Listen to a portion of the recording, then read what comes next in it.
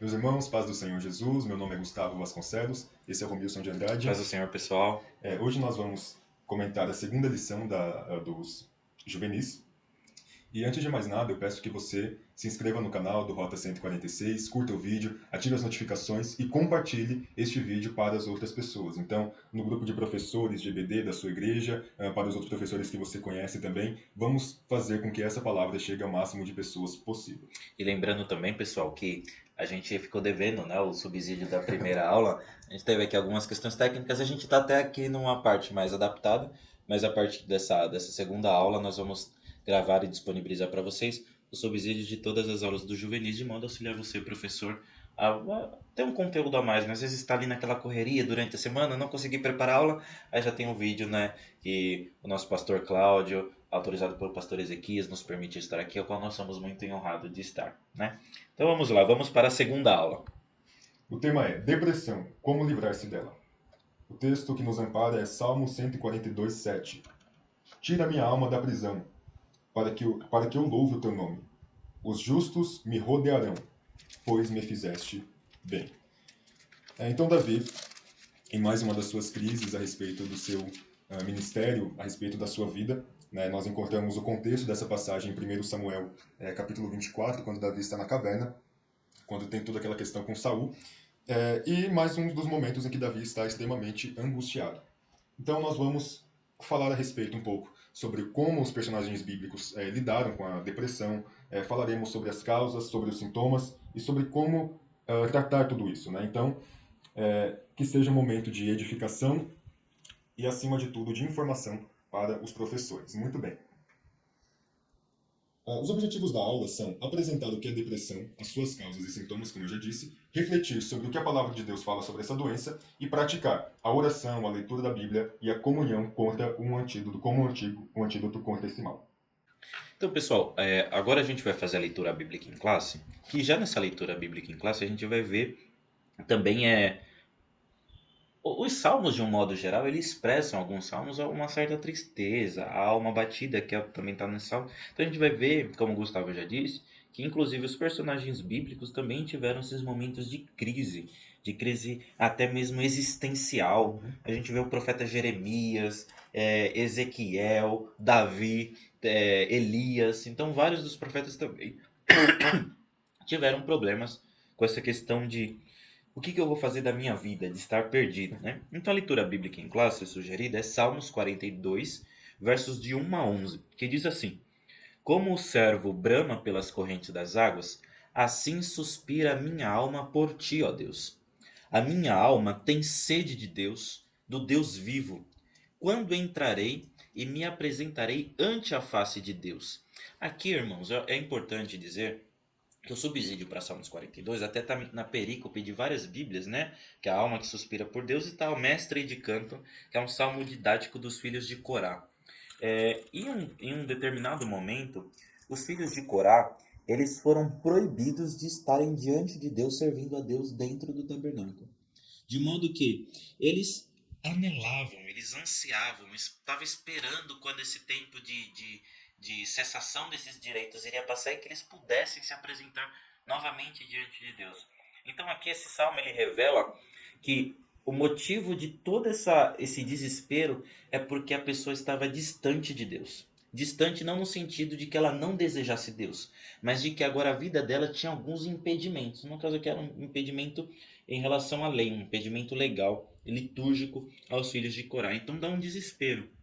E esses impedimentos, de modo que a gente chegue até Deus, às vezes algum impedimento que é dentro de nós, dúvidas são impedimentos a Deus, a incredulidade, né, que são derivados do medo. Então essas coisas são impedimentos dentro de nós que às vezes nos impedem de enxergar Deus. E também tem alguns impedimentos externos, as situações, o contexto familiar, o que está acontecendo dentro de casa, o que não está acontecendo dentro de casa, algumas pessoas que nos chateiam.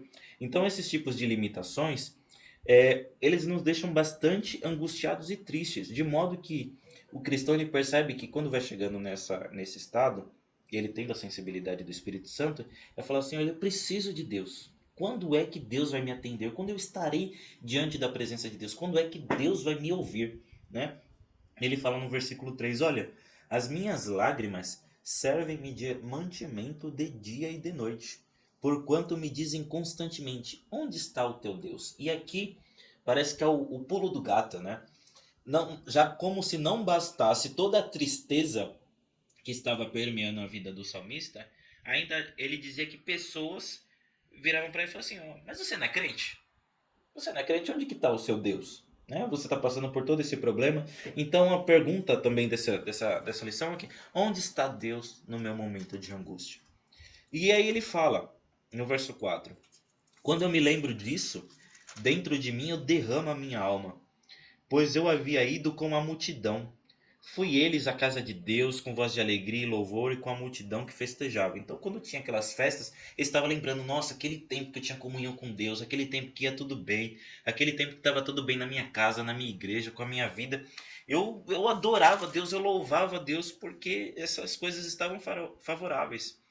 Aí ele fala, ele começa a ter um problema dentro dele, do salmista. No versículo 3 ele está dizendo, as minhas lágrimas são meu alimento, mas no versículo 4 ele se lembra daquilo que Deus fazia. Então ou eu vou me lamentar por aquilo que está acontecendo ou por aquilo que Deus fazia. Aí ele vai entrar em parafuso, aí ele diz no verso 5, por que você está batido, a minha alma? Por que você está triste? Por que você está perturbada dentro de mim? Espera em Deus. Então é aquele momento em que quando a alma dele observava a realidade, mas o coração dele lembrava das coisas passadas, ele fala, espera em Deus, espera um pouquinho, porque ainda o louvarei. Ainda o louvarei na salvação da sua presença. Ou seja, vai chegar um tempo que Deus vai voltar a estar perto de mim. E nessa presença de Deus, nós o louvaremos. Ó meu Deus, dentro de mim a minha alma está abatida. Aí parece que ele já descartou a alma dele aqui. Fala assim, fica aí um pouquinho, alma, você está triste. Né? Você que está falando no versículo 3. Mas eu me lembro como acontecia no versículo 4. Então espera um pouquinho aí, minha alma. Dentro de mim, Deus, a minha alma está abatida. Ou seja, às vezes eu falo alguma coisa que é por causa da tristeza da minha alma, né? Porque eu me lembro de ti desde a terra do Jordão e desde o Hermon e desde o pequeno monte. Um abismo chama outro abismo. Ao ruído das tuas catadupas, todas as tuas ondas e vagas têm passado sobre mim.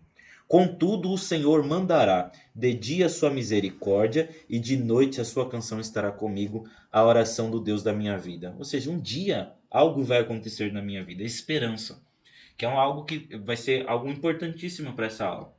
A depressão, ela se abate e o estado de depressão ele se perpetua porque há um momento que a gente olha tanto com os olhos daquilo que nós vemos real e nós nos esquecemos daquilo que Deus nos disse. O profeta Jeremias disse, eu quero trazer à memória aquilo que me traz esperança, algo que eu possa olhar lá para o futuro. Né? Versículo 9, direi a Deus, a minha rocha, por que te esquecesses de mim? Aí parece que a alma já voltou. Por que você esqueceu de mim, Deus? Aí tem aqui um problema de novo, né? Porque ando angustiado por causa da opressão do inimigo.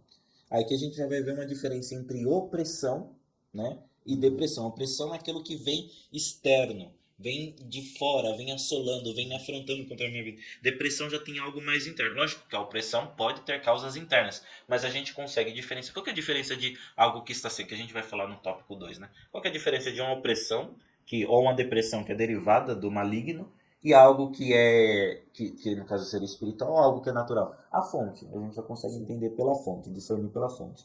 E o versículo 10 e 11 para finalizar diz assim, como com a ferida mortal em meus ossos, me afrontam os meus adversários, quando todo dia me dizem, onde está o teu Deus? E ele de novo. E parece que ele luta de novo e dá uma outra respirada. Por que você está abatido, a minha alma? Por que você se perturba dentro de mim? Espera em Deus, pois eu ainda o louvarei. Ele é a salvação da minha alma e o meu Deus. Então, nesses momentos onde oscila a nossa ideia de fé, é aquilo onde nós vamos basear as nossas esperanças, de modo que, quando todas essas esperanças se acabam, aí eu começo a me afundar e me afogar dentro de mim. E esse é uma das principais formas que acontece a depressão na vida de uma pessoa. Muito bem, agora nós vamos falar sobre o tópico 1, a depressão enquanto o mal do século. No tópico 1 nós vamos explorar algumas coisas, como sintomas, a definição de depressão, o alcance que ela está tendo nos nossos jovens e adolescentes atualmente e uma perspectiva bíblica sobre isso. Bom, o Dr. Greg Knopf, que ele é um psicólogo, em uma palestra que ele deu junto com o médico Greg Lovejoy, eles falam sobre o conceito de depressão. Eles entendem a depressão, na verdade, como um alerta emocional que é ativado quando a pessoa está com alguma inconformidade na sua vida. Quando nós olhamos para Gênesis, o propósito da criação do homem, veremos que o homem tem que ter paz com si mesmo, tem que ter paz com Deus e tem que ter paz com seus horizontais, tem que ter paz com os demais da criação de Deus. Isso inclui pessoas, inclui animais, inclui toda a questão da criação de Deus. Então, o ser humano foi feito para se relacionar com Deus e se relacionar com as outras pessoas. E quando há alguma inconformidade na vida dele, é aí que o alarme é ligado. No caso, seria a depressão.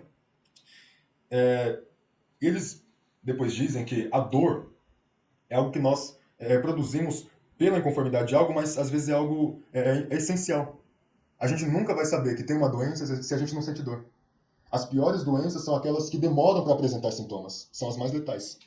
Então, quando uma pessoa está depressiva, isso indica que há uma inconformidade na vida dela, ela pode tratar aquilo. Então, esse é o significado, é o sentido da depressão. Falando sobre o alcance de tudo isso, eles apontam a pesquisa da Organização Mundial da Saúde. Eles dizem que cerca de 7 a cada 10 pessoas têm depressão. E dizem sobre a questão dos sintomas, né? Eles falam que o isolamento familiar, o isolamento das suas práticas naturais falam a respeito dessa doença, né? Dessa inconformidade que seria a depressão. Então, uma pessoa que tem a incapacidade de se relacionar com Deus, uma pessoa que talvez esteja desanimada de tudo, não vê mais sentido, não vê mais propósito na vida. Então, definir depressão é algo muito difícil. Falar sobre o que é depressão, talvez definir através de um termo em latim, conforme o autor da lição faz, é uma das alternativas, mas ainda que nós façamos isso, nós não vamos chegar no real sentido de depressão. Né? Porque é uma doença que apresenta sintomas e sintomas muito específicos para cada pessoa. Até porque, Gustavo, enquanto você estava falando, eu me lembrei de um livro que eu recomendo para todos. É um livro, tem até audiobook no YouTube, se chama O Sentido da Vida, do Viktor Frankl. Não sei se você conhece, é um livro maravilhoso. Assim, rápido, porque o Gustavo estava falando que a depressão, ela depende daquelas condições da pessoa, né? Então, às vezes o Gustavo pode entrar em depressão por um motivo que vai ser completamente tranquilo para mim, e às vezes eu posso entrar em depressão por uma coisa que pode ser pequena para vocês. Então não depende daquilo que você considera grande ou pequeno, depende do contexto da pessoa. Nossa, tá ruim, mas a gente arruma. É uma publicação muito interessante de um autor chamado Viktor Frankl. Ele escreveu um livro chamado Em Busca de Sentido, Em Busca de Propósito. Tem um audiolivro dele no YouTube, é um livro muito interessante de ver. Que ele falava que o problema da depressão era de acordo com a perda do propósito da vida, ou seja, aquilo que a pessoa entendia como propósito. E esse escritor, o Viktor Frankl, ele viveu em campos de concentração no regime nazista. Ele era um judeu que viveu em campos de concentração. Então ele passou por Auschwitz e todos aqueles campos de concentração que se dizem. E ele falava que dentro dos campos de concentração, ele percebia que as pessoas que morriam mais rápido eram aquelas que perdiam a esperança. Então, de modo que o propósito da vida dela, que é o que dá a esperança, né? Ele dá todo sentido em relação a esses sintomas. O que é depressão, principalmente? É você perder propósito, ou seja, nada disso faz sentido. Às vezes por algum trauma muito grande que se abateu na sua vida, ou por algo que parece ser simples, mas aquilo vai consumindo. Então, uma leitura que eu recomendo Em Busca de Sentido ou Propósito, do Viktor Frankl. Aproveitando que o Romilson falou sobre a questão do nazismo e tudo mais, existe um autor, na verdade eu li um artigo de uma universidade teológica, ele faz uma citação de um autor que diz que durante o período nazista houve um rabino que gritava às pessoas, dizia: gente, vamos nos apegar à Torá, vamos nos apegar à leitura da palavra de Deus. E quando nós pensamos em nazismo, em campos de concentração, nós temos a percepção de que os judeus estão extremamente abalados, abatidos, justamente pelo fato de que já não vem mais sentido no plano de Deus para a sua nação. Então, aquilo que eles passaram uma vida acreditando, estudando sobre aquilo, meditando sobre aquilo, talvez muitos tenham perdido, e com certeza, na verdade, muitos tenham perdido a esperança do plano de Deus para a sua nação, porque viam agora um contexto, um cenário caótico. E isso vai se repetindo nas nossas vidas, né, Romilson? Vai se repetindo na vida dos pregadores, quando em muitos momentos Deus não permite com que tenha agendas durante um determinado período. Isso se repete na vida dos professores, quando vem que os seus alunos não estão interagindo nas aulas, nos pastores, quando às vezes não vem a igreja correspondendo a todo o esforço que ele está fazendo. Então, sintomas de depressão e frustrações, todo mundo está fadado a isso. Todo mundo está fadado a se frustrar. Em muitos momentos nós perdemos o sentido da vida justamente por conta disso. Sim. Bem, falando sobre sintomas, eles citam alguns, né? O Dr. Greg ele fala que se alguém chega no escritório dele citando esses sintomas, ele diz: olha, é bem provável que seja uma depressão. Em primeiro lugar, ele fala sobre a ansiedade. Então, em alguns casos, a ansiedade pode antecipar a depressão. Em alguns casos, a depressão e a ansiedade podem vir ao mesmo tempo. E em outros casos, a ansiedade pode vir depois da depressão. Mas é quase sempre. É, quando uma pessoa tem depressão, ela tem ansiedade também. Então ele fala que os sintomas clássicos da depressão é uma sensação de desesperança, uma sensação de desânimo, falta de sentido na vida. E os outros sintomas principais que muitas vezes estão associados a isso são problemas com sono, né? Então, o pessoal não consegue dormir direito, passa a noite toda pensando, né? Não só aquelas crises que a gente tem de madrugada às vezes, quando a gente Uhum. pensa, olha, eu preciso dar um jeito na minha vida, mas algo além disso, né? Quando a pessoa já não consegue dormir faz um tempo, quando a pessoa já não tem mais uma esperança, está jogada no quarto escuro, enfim, não quer se relacionar com as outras pessoas. E isso é muito triste, né? A forma como essa doença atinge as pessoas. Ela isola a pessoa no quarto, longe de ajuda, longe da família, longe dos amigos. Então, nós pensamos até sobre isso. Sim, todas as doenças no mundo são consequências de pecado. E o pecado é aquilo que vem para destruir a criação original de Deus. Se a criação original de Deus, e se o propósito de Deus para o homem originariamente é que ele se relacionasse com Deus, que ele tivesse paz interior e que ele se relacionasse com as outras pessoas, as doenças vêm para tirar tudo isso. E principalmente quando é uma doença psicológica, né? Não dizendo que toda depressão é acometida de um pecado ou de falta de Deus, mas dizendo que todas as doenças são, na perspectiva bíblica, oriundas de pecado. E o pecado é essa contradição, é essa antítese entre aquilo que Deus criou e uma deturpação por meio do pecado. Então, são esses sintomas, são essas crises dentro da pessoa. A pessoa quer se isolar, a pessoa quer ser tirada em todos os momentos, não quer mais trabalhar, não quer mais estudar, desiste simplesmente de sonhar. Ele fala o seguinte: é uma sensação de, quer saber? Eu não mereço ser feliz. As pessoas estariam erradas se não estivessem bem. Você sabe, minha vida realmente se sentir um fardo para as outras pessoas. E quer saber de uma coisa? É por alguma coisa que eu fiz. Eu sou culpado disso. Essa crise que a pessoa encontra quando ela se sente culpada e quando ela se sente, como eu posso dizer, uma carta fora do baralho, como não sendo relevante para as outras pessoas. E é uma deturpação daquilo que Deus pensa sobre o homem.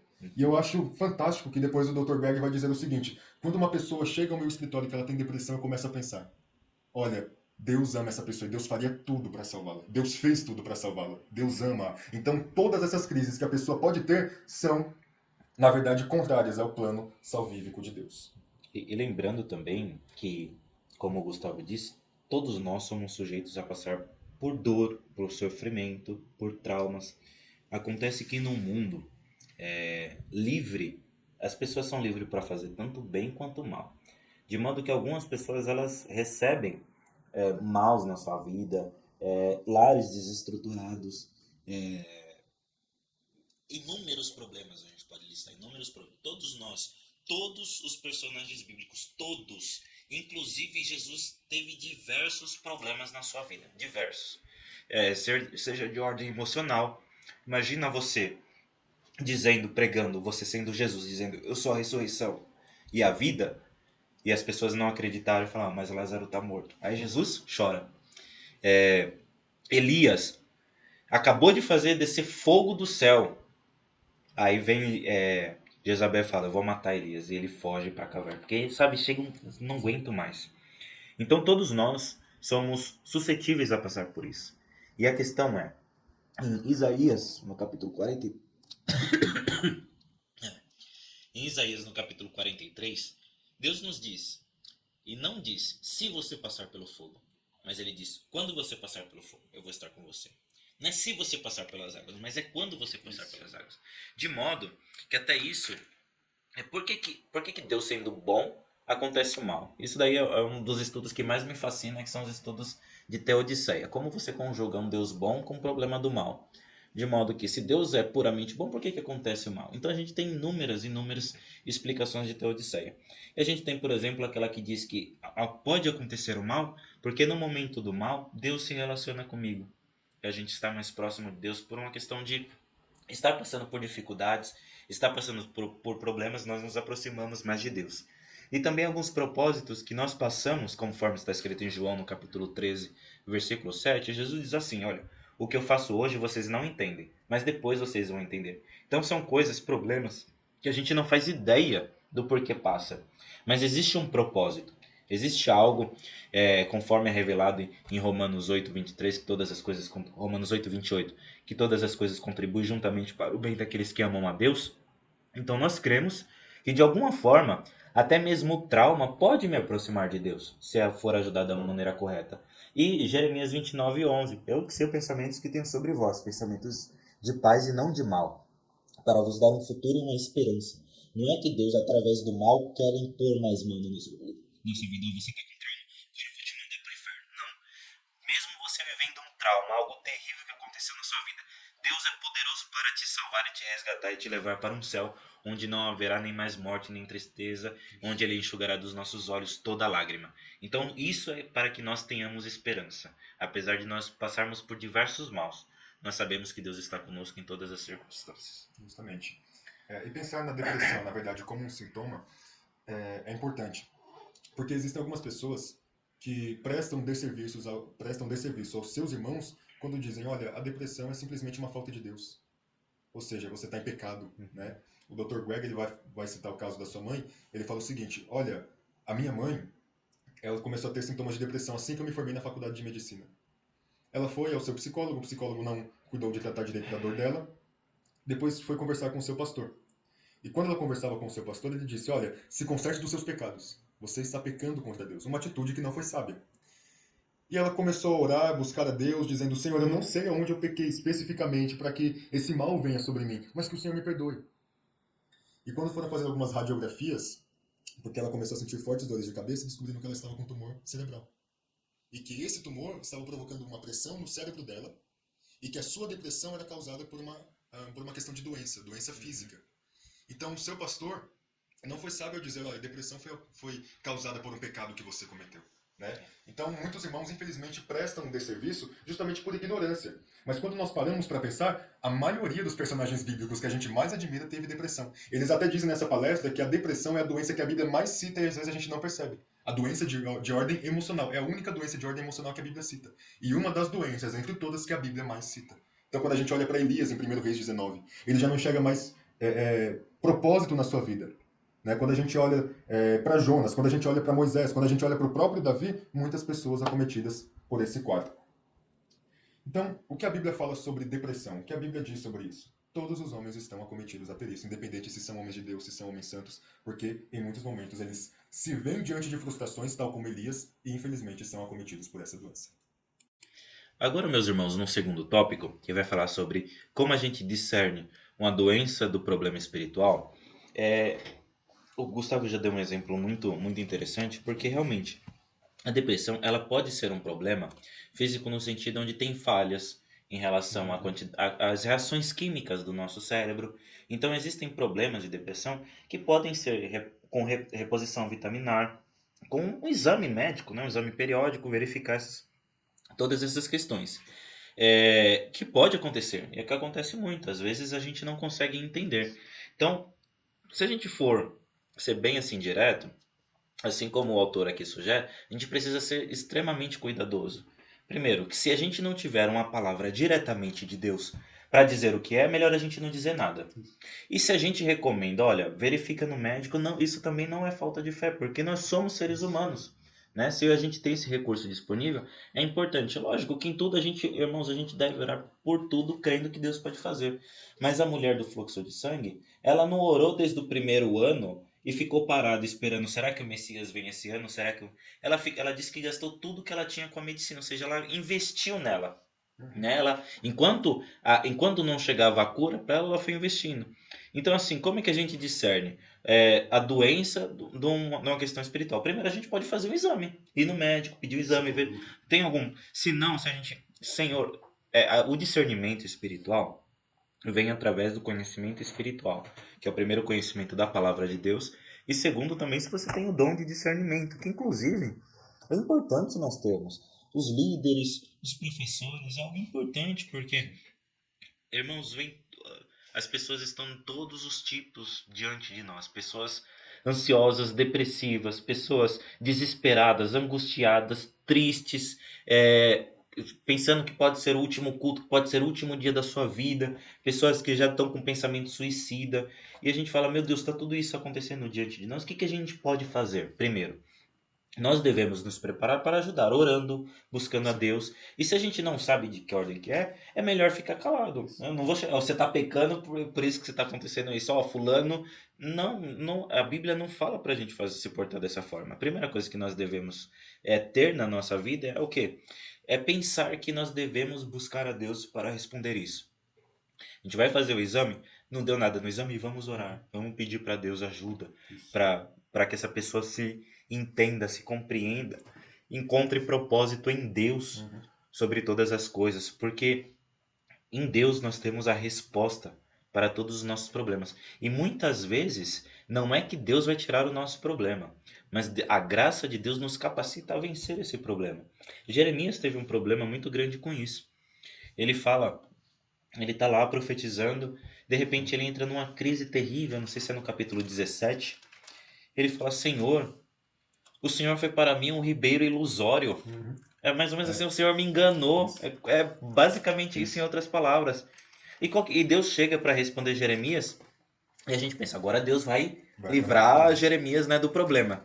Aí Deus fala para Jeremias assim: Jeremias, se você está cansado com os que correm, o que vai acontecer com sua vida quando viram Isso. aqueles que andam a cavalo? Então, assim, Jeremias, a coisa vai piorar.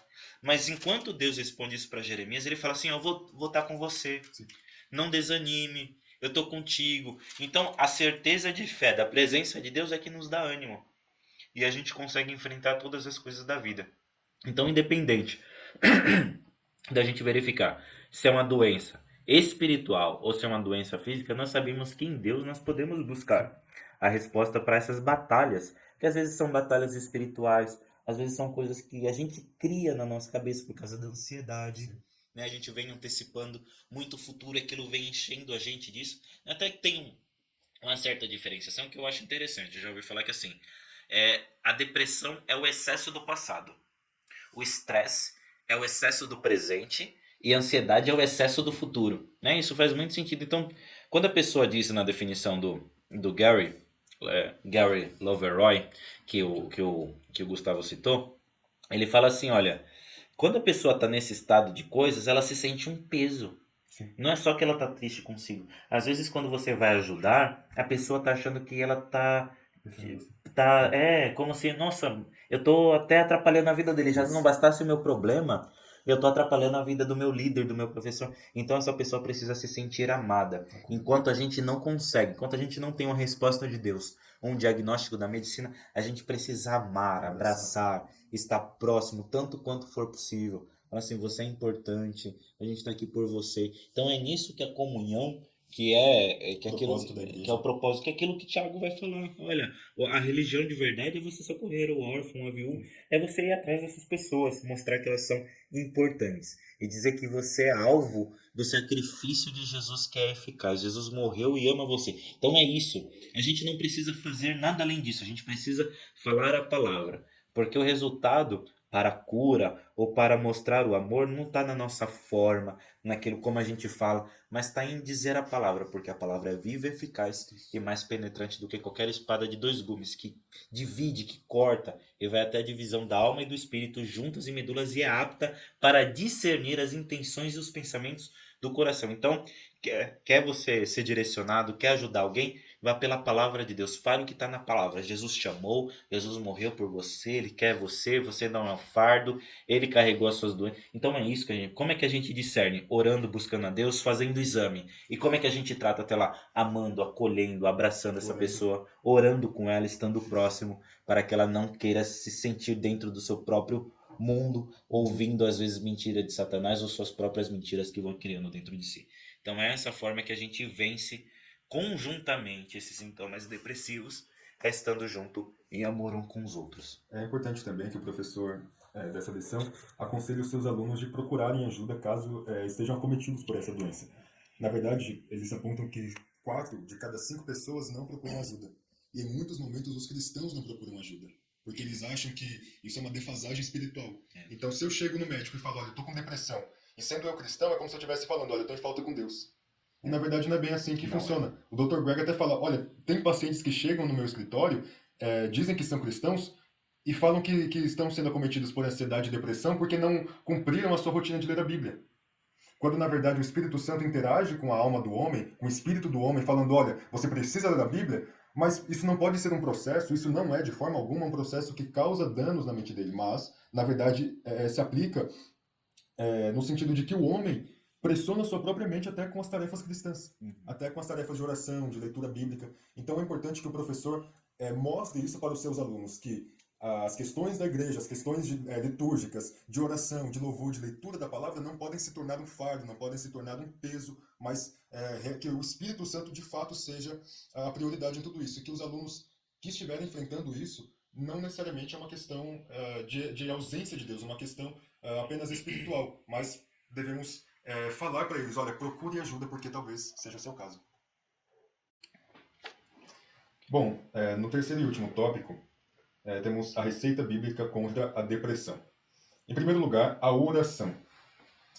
Bom, como o Romilson já falou aqui, nem todos os problemas de depressão são de ordem espiritual, mas as pessoas que sofrem depressão sofrem crises espirituais, né?